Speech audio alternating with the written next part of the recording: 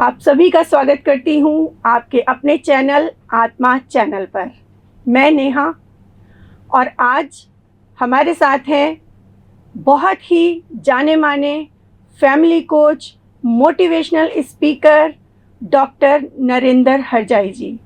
तो सर, स्वागत करती हूँ आपका एक बार फिर से अपने चैनल पर। नमस्कार सर। नमस्कार सर, हम जानते हैं कि आप एक मोटिवेशनल स्पीकर हैं। आप खुशहाल ज़िंदगी का राज बताते हैं। आप फैमिली कोच हैं। तो मैं आपसे ये जानना चाहूँगी कि आपके खुशहाल जीवन का क्या राज है। और एक इसी के साथ जुड़ा हुआ प्रश्न मेरा है कि आपके शादी को कितने वर्ष हो गए हैं और उसके बाद आपके इस जीवन का, खुशहाल जीवन का क्या राज है। जी, सबसे पहले तो नेहा जी मैं एक बात कहना चाहूँगा कि मेरी जीवन में जो सबसे बड़ा खुशहाल आपने एक पॉइंट रखा कि क्या इसका कारण है, क्या राज है। देखिए, अच्छे माता पिता का होना और अच्छे अपने माता पिता का आशीर्वाद लेना, सबसे पहले तो एक ये मेरे लाइफ का बहुत बड़ा प्लस पॉइंट है। दूसरा, मेरे भाई, 4 हम भाई हैं। समाज, सोसाइटी, अब देश भी जानता है, 4 भाई मेरे लिए भगवान है।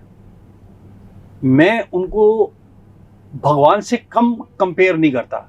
मैंने भगवान जैसा दर्जा दिया हुआ है बचपन से, वो मेरे लिए भगवान है।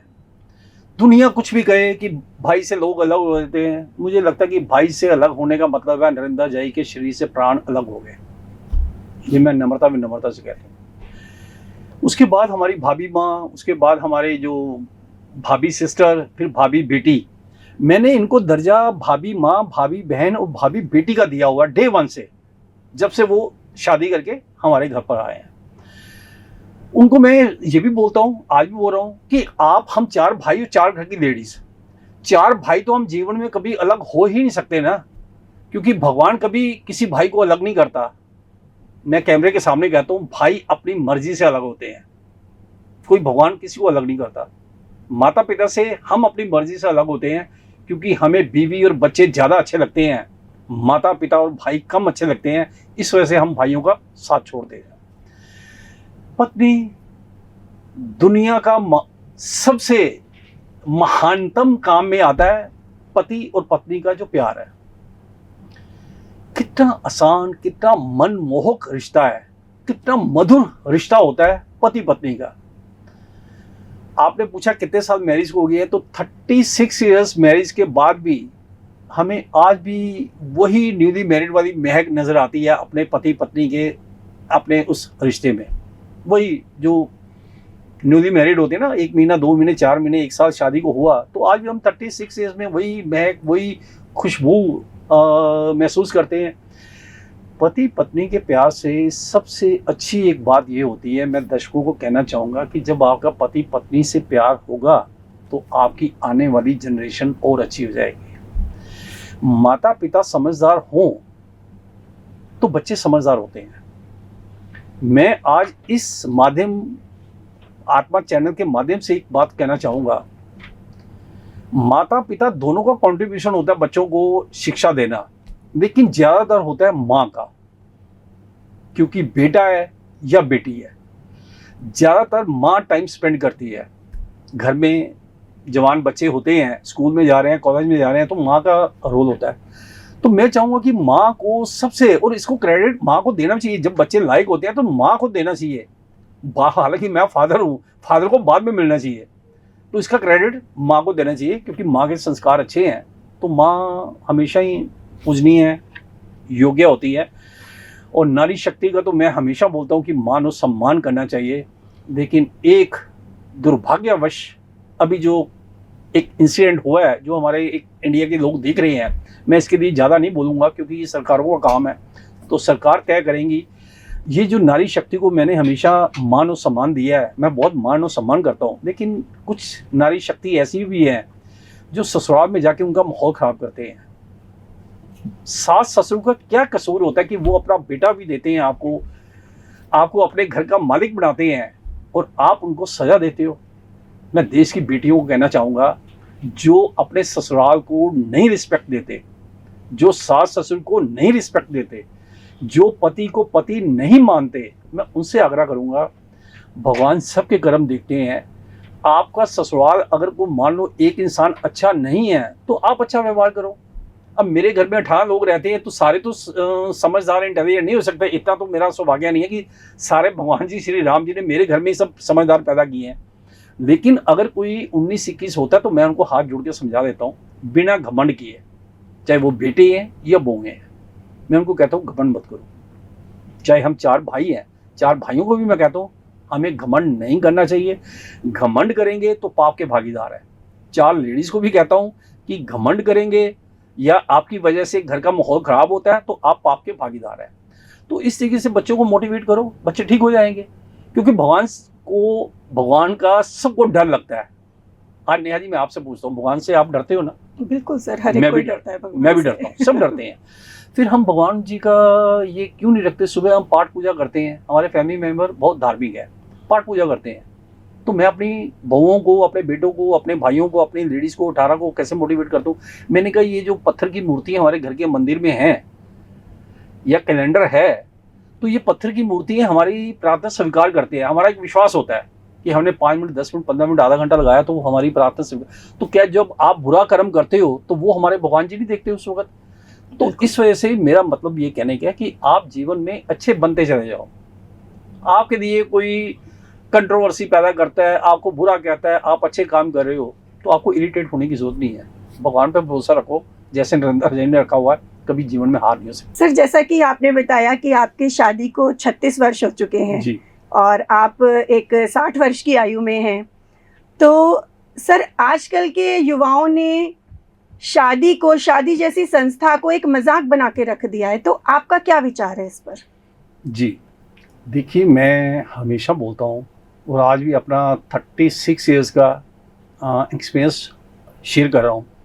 अभी 18 अगस्त को 36 कंप्लीट होंगे, 37 शुरू हो जाएंगे मेरी मैरिज को। ये सुखद एहसास है।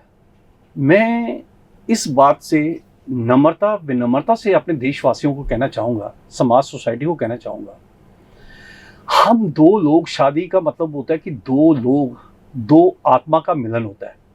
मैरिज का बहुत खुले विचार वाला इंसान हूँ। 2 शारीरिक संबंध नहीं होते, 2 रूह से आत्मा का रिश्ता होता है। 2 लोगों के रिश्ते में 50 लोग जुड़े होते हैं। लड़की के पेरेंट्स, लड़के के पेरेंट्स, उनके रिश्तेदार। अगर 2 लोग, अपने पति और पत्नी दोनों की बात करता हूं, अगर वो ये रिश्ते को मर्यादा से, मान सम्मान से नहीं संभाल सकते तो फिर नरेंद्र हरजाई तो विनम्रता से कहते हैं कि हम धरती पर करने के आए हैं।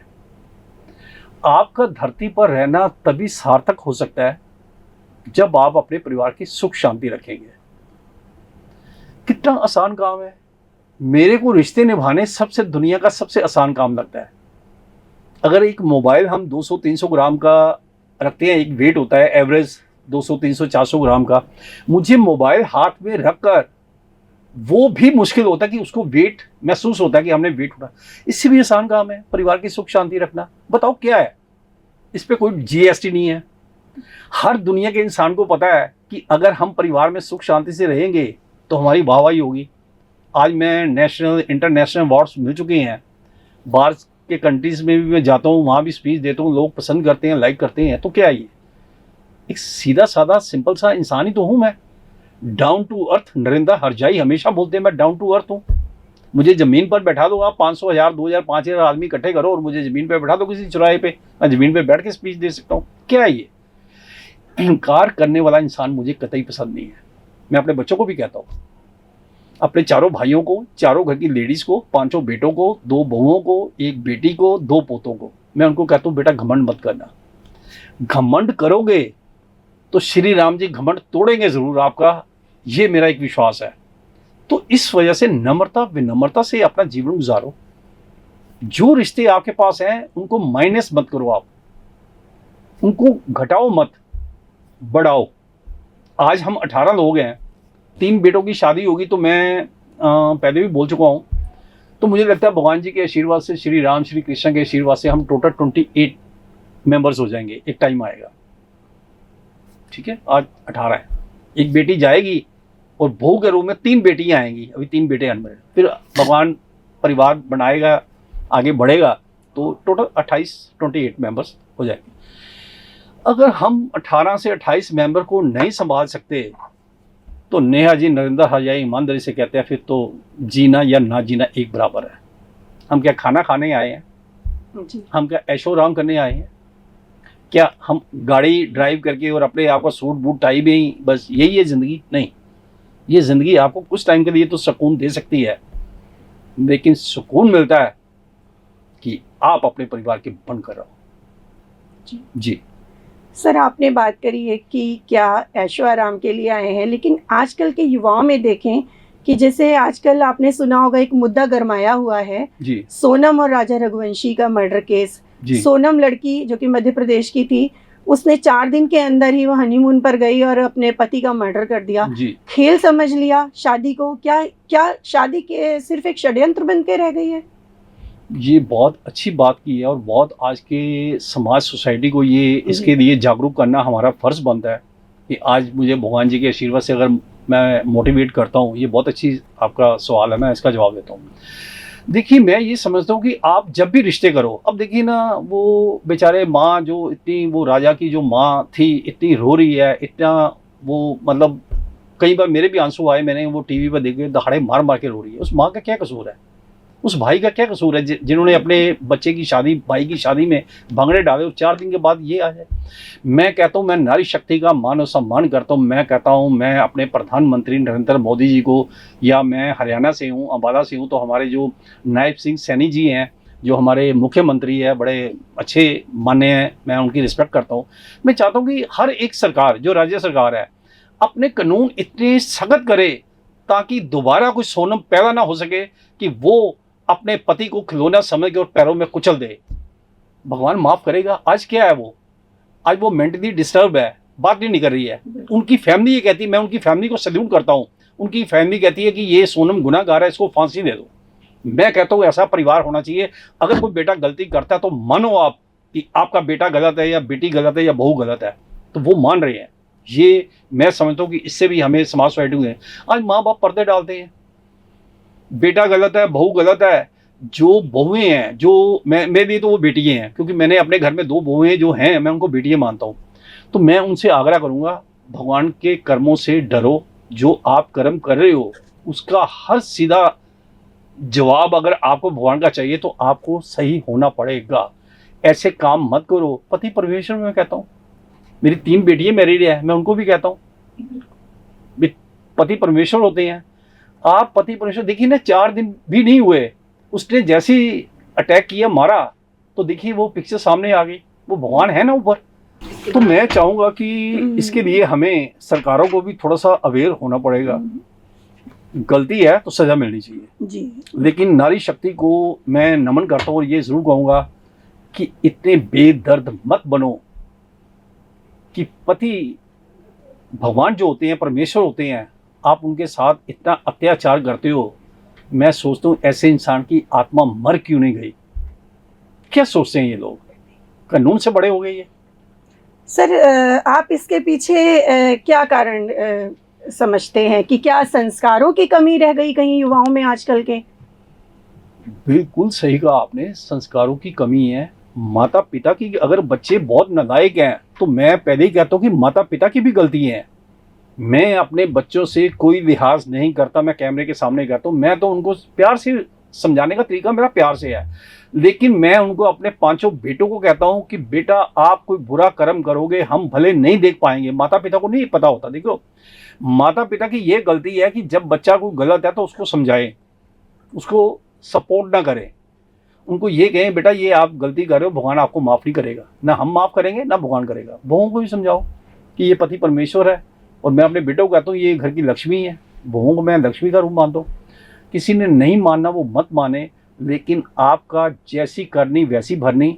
अच्छे कर्म करोगे तो अच्छा फल, बुरे कर्म का बुरा फल। सोनम के केस में तो सर हमें ये देखने में आया है कि उसके ससुराल पक्ष के लोगों का तो कुछ भी ऐसा नहीं है, उन्होंने तो बहू को अच्छे से रखा। वो जब बात कर रही हैं, एक रिकॉर्डिंग हमारे सामने आई है कि जब सोनम की जो सासू जी हैं वो उससे बात कर रही हैं तो वो उनको बोल रही है कि हम चढ़ाई चढ़ रहे हैं और मेरा तो उपवास है।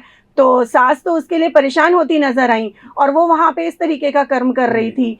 तो कहीं ना कहीं इसके पीछे, लेकिन अगर हम सोनम एज ए एक उनको बेटी की तरह देखें तो क्या उनके माता पिता की तरफ से कुछ संस्कारों में कमी रह गई या क्या चीज मानेंगे इसको सर? देखिए, मैंने पहले भी कहा है नेहा जी, मैं आज भी ये बोल रहा हूँ कि माता पिता दुनिया का कोई भी 4 या 5% मान सकता हूँ कि माँ बाप संस्कार देने नहीं चाहते या उनको परवाह नहीं होती है। 95% हर माता पिता चाहता है कि उनके बच्चे लायक और अच्छे बने, चाहे वो खुद अच्छे हो या ना हो।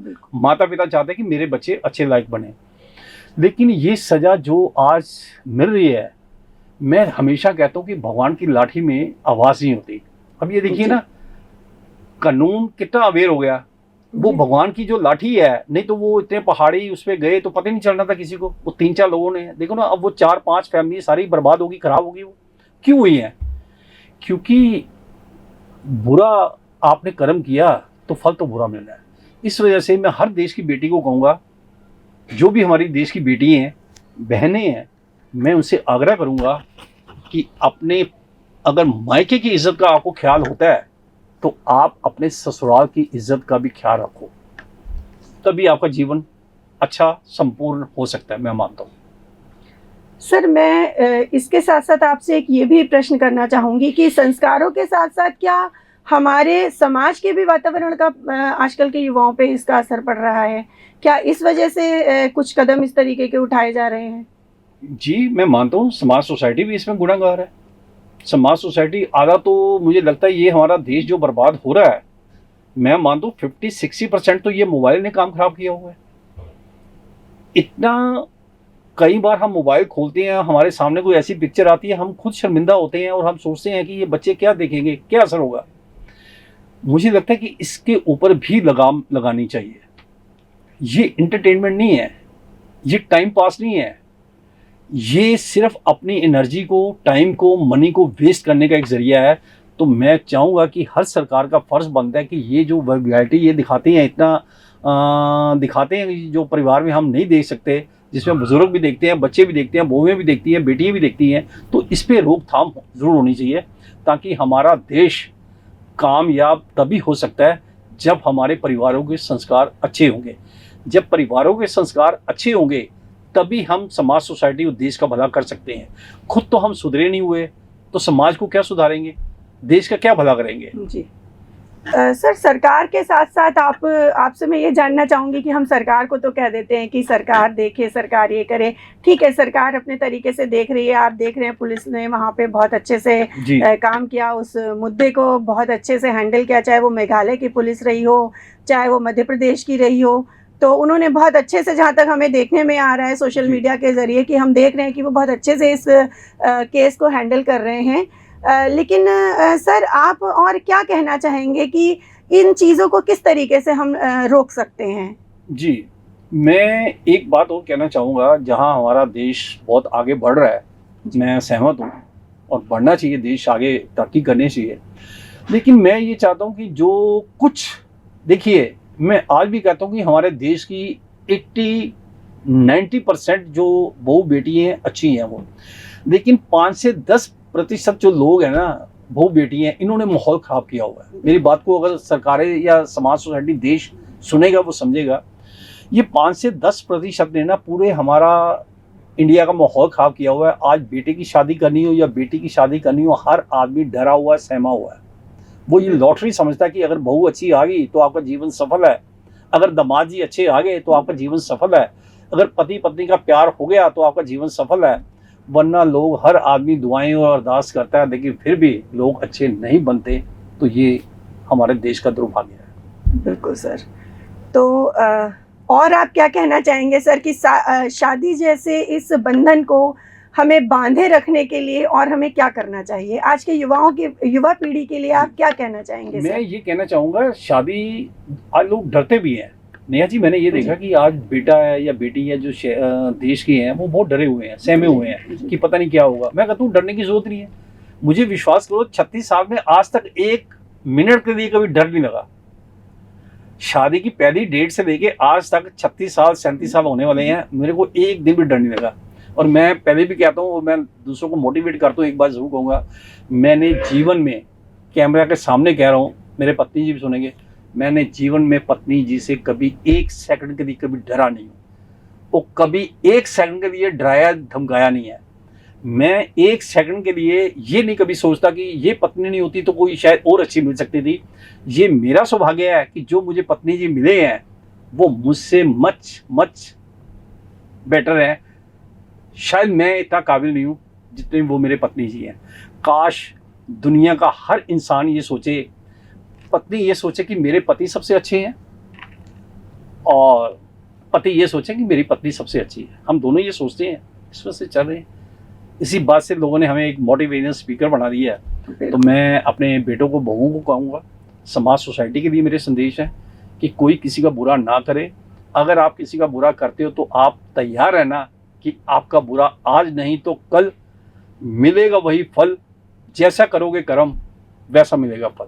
क्या सलाह देंगे, क्या मशवरा देंगे हमारे देश के युवाओं को कि वो शादी जैसे बंधन को बचाए रखें और उसके लिए आगे क्या कार्य करें, ऐसे क्या कार्य करें कि ये शादी का जो बंधन है वो बना रहे? जी, मैं सभी देश के जितने भी लोग हैं जो शादीशुदा हैं या जिनकी एंगेजमेंट होगी या ये शादी करने वाले हैं, मैं उनसे एक आग्रह करूँगा, शादी से डरने की ज़रूरत नहीं है।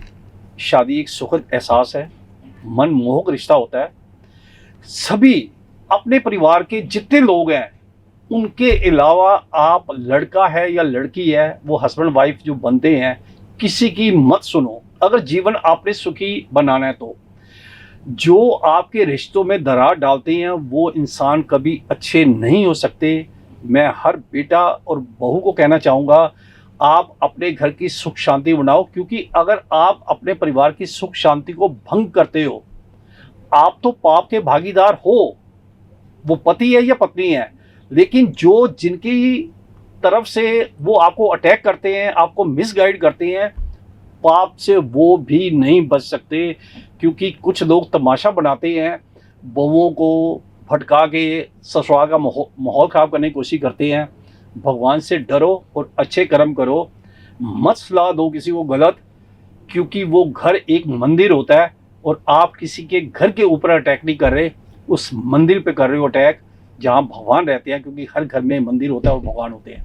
तो मैं चाहूँगा कि अपने घर की सुख शांति बनाओ। और हर देश की बेटी को जो बहुएं हैं उनको कहूँगा, आपका ससुराल से ऊपर कुछ नहीं है। दुनिया सब आपसे पीछे हट जाएगी। एक ससुराल होता है, वो पति है, सास है, ससुर है, देवर जेठ जो भी होते हैं, फैमिली होती है, वो आपके अपने हैं, बाकी सब बेगाने हैं। बिल्कुल सर, आपने बहुत ही हमें अच्छे अपने विचार दिए। एक शादी वाले इंस्टीट्यूशन पे, शादी एक संस्था, एक इंस्टीट्यूशन है, इसको हर एक किसी को बड़े प्यार से निभाना चाहिए और सर ने बहुत ही हमें अच्छे अपने विचार बताए। तो सर आपका बहुत बहुत धन्यवाद हमारे स्टूडियो में आने के लिए। धन्यवाद। नमस्कार सर। सबका भला सरपत का भला। नरेंद्र हरचाई कहते हैं कि हर परिवार सुख संपन्न से रहे। दिल से दुआएं। नमन जी।